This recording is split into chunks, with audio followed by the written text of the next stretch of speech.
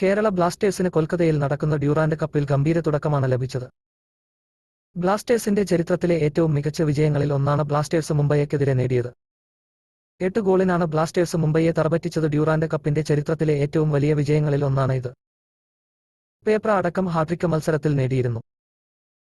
Michael Stahre എത്തിയതിനു ശേഷം Blasters വിടാൻ സാധ്യതയുള്ള വിദേശതാരങ്ങളിൽ ഒരാളായി പേപ്രയുടെ പേരും ഉയർന്നു കേട്ടിരുന്നു. തായ്ലൻഡിലെ പ്രീ സീസൺ ക്യാമ്പ് കഴിഞ്ഞപ്പോഴും അഭ്യൂഹങ്ങൾ തുടർന്നു. ഘാന താരത്തെ ലോണിൽ വിടാനുള്ള പദ്ധതിയാണ് കേരള ബ്ലാസ്റ്റേഴ്സിനെന്നാണ് റിപ്പോർട്ടുകൾ ഉണ്ടായിരുന്നത്. എന്നാൽ ടീമിനു വേണ്ടി ഗംഭീര പ്രകടനമാണ് പേപ്ര നടത്തുന്നത്. ഡ്യൂറന്റ് കപ്പിലെ ആദ്യത്തെ മത്സരത്തിൽ ഹാട്രിക്ക് നേടിയതോടെ പ്രീ സീസൺ മത്സരങ്ങളടക്കം നോക്കിയാൽ അവസാനത്തെ 5 മത്സരങ്ങളിൽ നിന്നും 6 ഗോളുകളും 1 അസിസ്റ്റുമാണ് താരം സ്വന്തമാക്കിയത്. ജോഷുവ സോട്ടിരിയോ പരിക്കേറ്റ് പുറത്തു പോയതിനാൽ ബ്ലാസ്റ്റേഴ്സ് സീസണിന് മുൻപ് മറ്റൊരു വിദേശതാരത്തെ കൂടി സ്വന്തമാക്കുമെന്നുറപ്പാണ്. അതൊരു സ്ട്രൈക്കർ ആയിരിക്കുമെന്നാണ് റിപ്പോർട്ടുകൾ. പേപ്രയെ ലോണിൽ വിടാനാണ് പദ്ധതിയെങ്കിൽ കരാർ പുതുക്കിയതിനു ശേഷം അത് ചെയ്യുന്നതായിരിക്കും നല്ലത്.